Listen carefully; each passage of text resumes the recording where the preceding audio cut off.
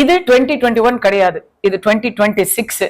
2021ல பாஜக கூட்டணியோட இணைஞ்சதுனால அதிமுகவுக்கு இருந்த வெகுவாரான சிறுபான்மையினர் ஆதரவுங்கிறது அவங்களுக்கு இல்லாம போச்சு அப்படிங்கிறது உண்மைதான்.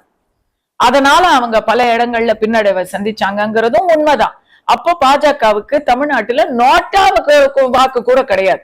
அது ரொம்ப ஒரு அறிமுகமே குறைவாக இருந்த நோட்டாவுக்கு தானே வாக்கு. இதை நம்ம சொல்றது உண்மையத்தான் சொல்றோம். அப்போ இன்னைக்கு அந்த நிலைமையில இது இன்னைக்கு டோட்டலா டிஃப்ரெண்டா இருக்கு. நம்பர் 1, பாஜக 12ல இருந்து 18% வரைக்கும் வாக்கு வாங்கி நிரூபிச்ச ஒரு கட்சியா இருக்கிறாங்க. நாம் தமிழர் கட்சி 8% மேல வாங்கி படிப்படியாக அவங்க வளர்றாங்க. அந்த வளர்ச்சி அவங்களுக்கு இன்னும் கண்டினியூ தான் ஆக போகுது. அவங்க ஒரு முக்கியமான ஒரு சக்தியா மாறி இருக்கிறாங்க. தாவேக்காங்கிற கட்சியே இன்னைக்கு புதுசா லிஸ்ட்லயே இல்ல, அது வந்திருக்கு. சோ அது வாக்க எப்படி மாற்ற போகுது அப்படிங்கறத நம்ம பார்க்க வேண்டியிருக்கு. எல்லாத்துக்கும் மேல பார்லிமெண்ட் எலெக்ஷன் போது, சட்டமன்றத்தும் போது அதிமுக உள்ளேயே உட்பூசல்கள் நிறைய இருந்தது. இப்போ யாரு உண்மையான அதிமுகலாம் அங்க நிறைய பஞ்சாயத்து இருந்தது.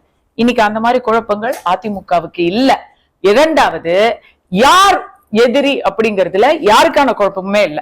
அப்போ இவரா நானா கட்சியா இருக்குங்கிற குழப்பம்லாம் இருந்தது. இன்னைக்கு அடுத்த தேர்தல்ல யார் ஆட்சி அமைக்கணுங்கிற ஒரே இலக்கு தான் இருக்கு. திமுக மட்டும்தான் எதிரி. சோ திமுகவுடைய ஆட்சியில ஏற்கனவே நொந்து நூடுல்ஸ் ஆன மக்களுக்கு குழப்பம் இல்லாம சீரா இவங்க போட்டியிட்டா மட்டும் போதும். அதுல ஒன்னும் பிரச்சனை.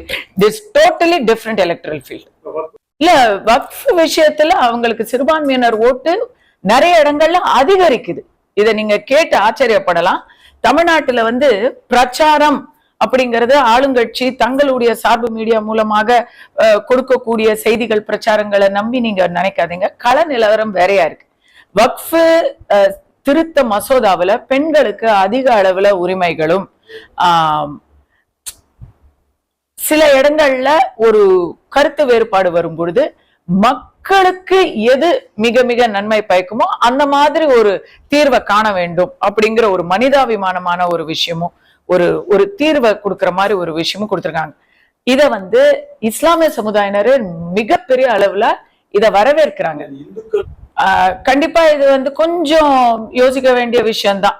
ஒரு வக்ஃப் விஷயத்துல இந்துக்களுக்கு என்ன வேலை அப்படின்னு நம்ம கேட்கிறோம். ஆனா தமிழ்நாட்டுடைய ஒரு யதார்த்த உண்மை நிலவரம் என்னன்னா, இன்னைக்கு HRCன்னு சொல்றோம். கோயில்களை யார் கட்டுப்பாடுல வச்சிருக்காங்கன்னா, சனாதனத்தை அழிக்க வேண்டும், இந்து மதத்து பண்டிகைகளுக்கு நாங்க எதுக்கு வாழ்த்து சொல்லணும் அப்படின்னு கேட்கிற நாத்திகர்கள் கொள்கை உடையவர்கள் தான் HRCயை கண்ட்ரோல் பண்றாங்க. அதனால கோயில்களுக்கு ஏதாவது பாதிப்பு ஏற்பட்டுடுச்சா? அவங்களுடைய அரசாங்கத்திலே அவங்க இல்ல, நாங்க தான் அதிகமா குடமுழுக்கு பண்ணிருக்கிறோம், நாங்க தான் அதிக அளவுல இந்துக்களுக்கு சேவை பண்ணிருக்கிறோம் அப்படின்னு முதலமைச்சர்ல இருந்து அறநிலையத்துறை அமைச்சர் வரைக்கும் டெய்லி புள்ளி விவரங்களை சொல்லலையா? அப்ப மெஜாரிட்டிக்கான ஒரு விஷயமே மைனாரிட்டி கண்ட்ரோல் பண்ணும் பொழுது, மைனாரிட்டிக்கான விஷயத்த மெஜாரிட்டி கண்ட்ரோல்ல ஒரு 2 ரெப்ரசன்டேஷன் கண்ட்ரோல் இல்ல. மைனாரிட்டி விஷயங்கள்ல ஒரு மெஜாரிட்டிக்கு ஒரு ரெப்ரசன்டேஷன் இருக்கணும் அப்படிங்கிறது ஒரு வகையில சரிதான். பட் கண்டிப்பா அது சிறுபான்மையினருடைய உரிமைகளையும் உணர்வுகளையும் மிதிக்கும்படியாக இருக்கக்கூடாது.